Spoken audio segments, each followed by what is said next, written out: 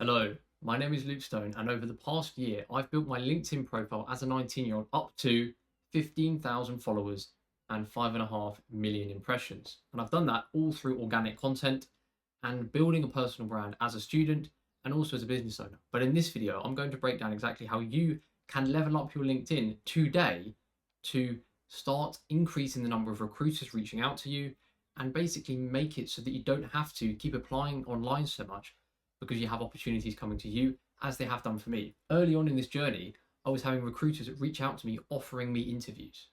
I didn't even know the company existed, yet there were huge companies that wanted to get me in their recruitment process just by having a good online presence. And I'm breaking that down in this exact video here. So yeah, these are my credentials: 19, 15,000 followers and 5.5 million impressions in the past year. Got this whiteboard. So let's take it one by one. So your profile starts with your profile photo. So you here. Now, you just need a professional profile photo, and you don't need pro gear to get that. All you need is you need an iPhone or any modern phone that is later, more recent than an iPhone 6S. Okay? Because what you're going to do is you're going to take a 4K video of you up against a plain wall, like that one there perhaps. Take a 4K video, either with a tripod or with just a friend holding it or propped up against something, with natural light, as I've got here, as you can see in the reflection. Natural light coming in against a wall, it illuminates you clearly, there's no shadows, it's just clean and professional. And you're going to take about 60 seconds of footage, and with that 60 seconds, you're going to look through it and find the perfect frame where your expression is what you're looking for. So in the one or so minutes of footage, you can smile, you can look more serious, you can look a bit more half smile, whatever it is you want to do. Just try different expressions and then record for 60 seconds or so, and then look through that 60 seconds and find a good frame where you look good. And then with that, set that as your profile photo. You want your head to take up a decent amount, a bit more than I have got in this graphic, but you want your eyes in the upper third. So your eyes are in the upper third here, and it frames well.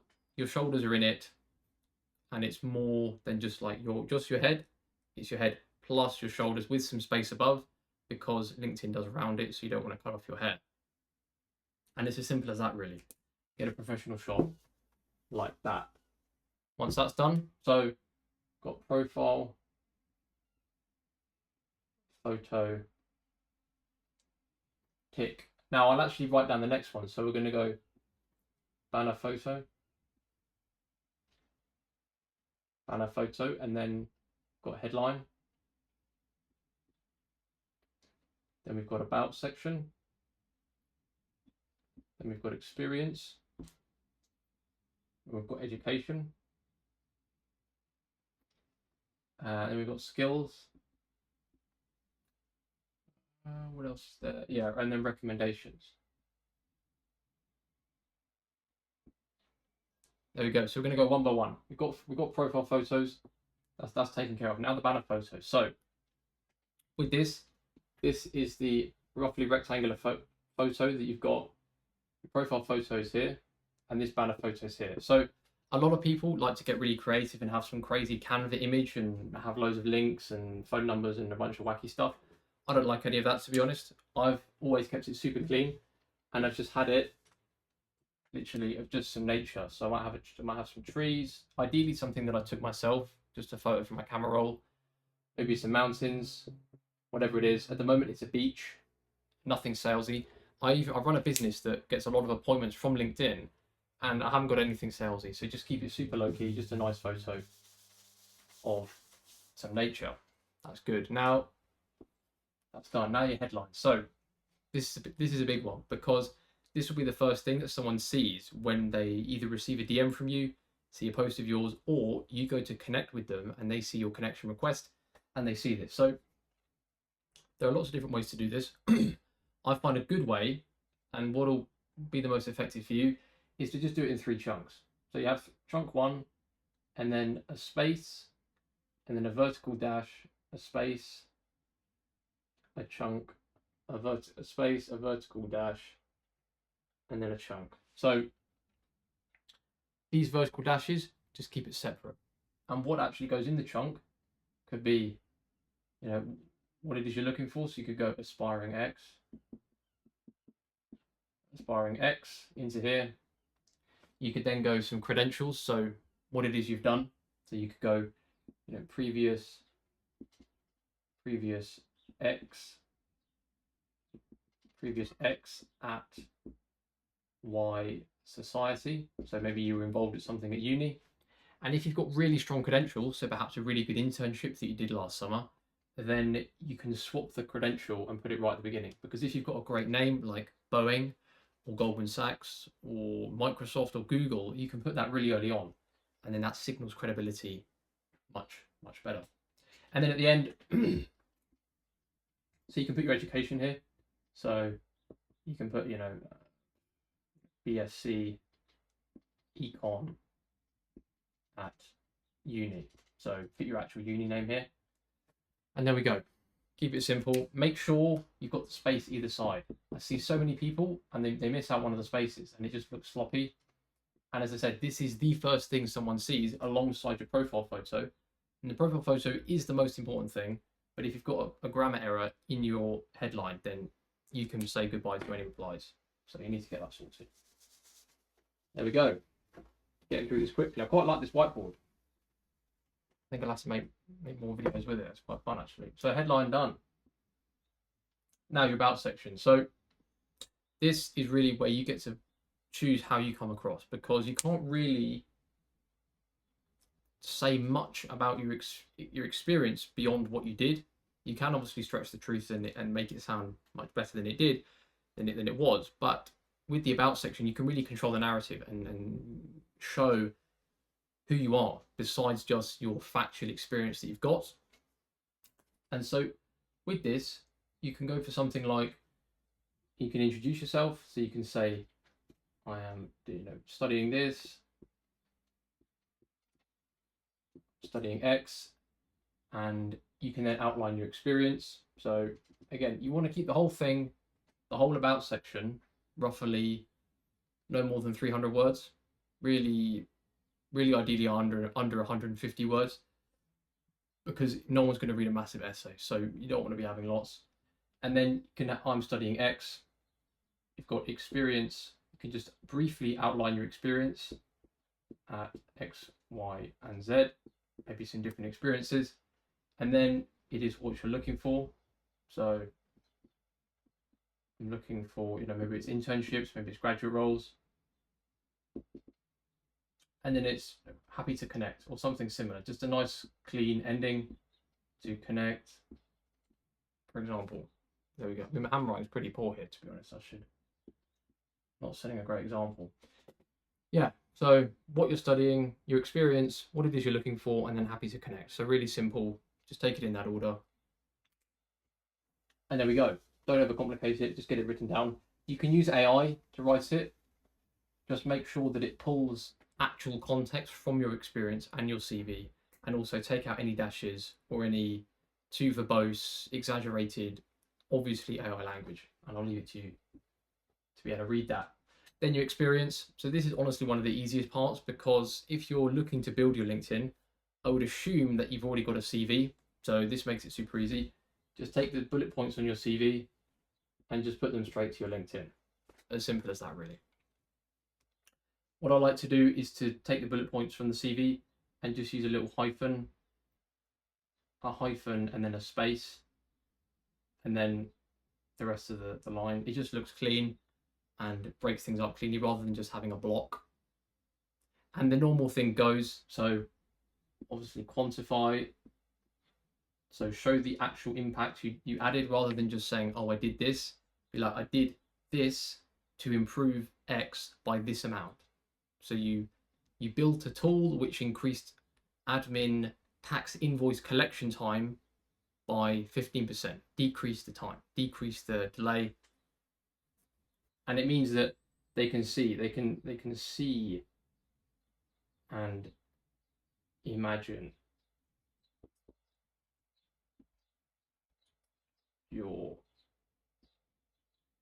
value. They can see and imagine your value. They can see and imagine your value as opposed to just you making up words that anybody can do. Then you want to have, action words, action verbs, I should say. So like, delivered, analyzed, delivered, analyzed, built, coordinated. These kind of high signal words, and for a great place to look for them, look up the Harvard CV verb list. That's really good. That's a really great one. But make sure to change it into your language. So if you're based in the UK, then use British English. And if not, then use the correct English for where you're at. Obviously, if you're in a different language, then go do that. But yeah, just make sure that you used stuff like, things like specialize with a Z or an S, depending on whereabouts you're based. And then it's I, not we. So you always want to be talking about what you did, not what the team did in general, so that it's your CV, it's not the group's CV, it's about your impact and thus what you could do in another organization. But there we go. That's the experience done. It's really just about getting it in from the CV. And if your CV is in a good spot and you've had that reviewed, then you can really just port in the experience from the CV pretty easily. Education. So yeah, you can list obviously the uni, the course, and LinkedIn has fields for each of these. You've got start year, and end year. LinkedIn's always updating their terms of service and their different UI, so maybe you'll have to put in the month, maybe you won't, but just start, end is sufficient. Some people, they don't put in one of the years and they keep it as a single year, and that can be if they've done a retake or they've done a gap year or they've done a foundation year or they did a master's or something. They just have it in that way, but the safest bet is just start and end. That's the clearest way. And then you can add in any things like any notable achievements. So maybe you had an award, an academic award. You might have done society things. If you were on like a committee position, like you had quite a position of power, then that would be best to go in the experience section, because that's more than just getting involved in a society. That's a leadership thing and would then be better put in experience. Other things, you could put your grade. So you maybe had a 4.0 GPA, or you had a 1.1 first. You could do, some fields have quite technical requirements, and so they'd like to see that you study certain modules. So you could put quant finance and your grade. Only if it's good though. If you've got a poor grade, don't put it on there, because it's a marketing document, your LinkedIn after all. And yeah, with that, you'd be in a great spot. So there we go. Now, education. Now your skills. So this is one that I've actually changed my opinion on recently, because I used to load up my entire profile with as many skills as I could think of, because I thought that would be good. And if people saw that I had 100 skills, they'd be like, wow, this guy's so skilled. But it gets to a certain point where the more you add, there's like diminishing return, and it just looks like you're trying to pad it. And that when you add 100 skills, it's like, well, what are you actually good at? And so I think what's much better instead is to pick 1 to 5 core skills that would actually represent where you're at the moment. And they can be slightly exaggerated. Like, you can say you're experienced at something, even if you're not a pro at it. But think about the kind of roles you're looking for. What kind of things would you want to signal to a company that you're competent at? And then put those in there. So, and you can actually feature these. You can have these as featured skills that show up just below your about section and immediately show people that you're good at something. So whatever it is for your field, could be data analysis, financial modeling, writing reports, making dashboards, any kind of thing that you could imagine for your field. Maybe it's witchcraft, or making things outdoors, making tools, for example, whatever it is for your field. Witchcraft, I suppose, isn't really a thing, but anything for your field you can imagine, there's a skill for it. And if you're not, you can make your own skill. But a lot of the default skills are the best ones to have, like Excel, PowerPoint, stuff like that. And there we go. And also worth saying, you can get people to validate that, because people can recommend you for a skill. So separate to the recommendations below, people can say, yeah, you're really skilled at that, and that shows up in your profile. Which can be a good thing if you want to go maybe to a lecturer and say, look, I did this data analysis for this coursework. Could you mark me as, yeah, he's skilled at it, and it adds a bit more credibility. There we go. Now on to recommendations. So this is really the cherry on top. If you can get a recommendation, that's amazing. And a lot of people are like, well, how do I get one without seeming too pushy? But honestly, the easiest way to get a recommendation with zero effort is just to be a human throughout university. Because if you think about it, say there's, well, a lot of people have 2 teaching semesters per academic year, because the last semester is typically exams or coursework, so there aren't really any teaching. You've got 2 semesters, and you might have 4 classes or courses per semester. So that's 8 classes. Yeah. And then with that, you likely have at least 1 lecturer in that. And you also might have another one who delivers the seminars.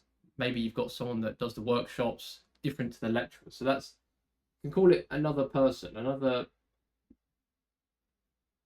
person. So that's 2 people per class that's in a position of power that you know and have seen on a regular basis. And so all you need to do is speak to each of these people every week. You don't have to go out of your way to do it. Just say hi, or let them know how your coursework is going. Ask them for clarifications on the assigned work at the end of every lecture or workshop or seminar. Build up a relationship, let them know your name, and then at the end of the semester, you'll have 8 people, so 16 across the whole year, at which point you can ask them, hey, I've really enjoyed your class. I'd really appreciate it if you could write me a recommendation on LinkedIn. And say half of them get back to you with one. That's 8 people per year that you can give your recommendation. And think about how that looks. You've got 8 people that are legitimate academics, professionals, that have said, yeah, this person's serious, they're clearly hardworking, they show up on time, all of that. And that's on your profile basically forever. So you're at uni for 3-4 years, depending if you're in the UK or US. That's dozens of recommendations and thumbs up essentially from people giving you that this person is legit. And you can even mention that. You can mention that in an application. Like you can say, I've got 30 referrals on LinkedIn from past teachers that have all said I'm legit. Like you can't fake that. You cannot fake a recommendation unless you hack into their account and give yourself a recommendation, but that's ridiculous. No one would do that. So the fact you have them is really powerful. And all you need to do is just build up an actual connection